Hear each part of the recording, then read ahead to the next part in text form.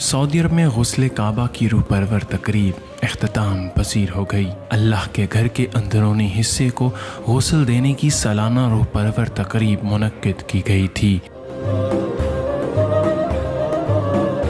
جس میں ولی عہد شہزادہ محمد بن سلمان، گورنر مکہ شہزادہ خالد الفیصل، ائمہ کرام اور دیگر اہم شخصیات نے شرکت کی۔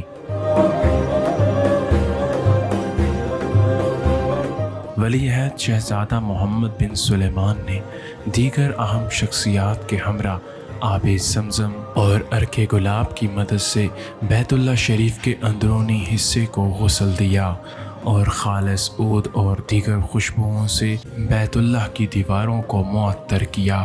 شہزادہ محمد بن سلیمان نے کعبہ شریف کے اندر نوافل ادا کیے اور غسل کعبہ کی تقریب کے اختتام پر طواف کعبہ بھی کیا۔ خالد چیمہ، نیوز الرٹ، سعودی عرب۔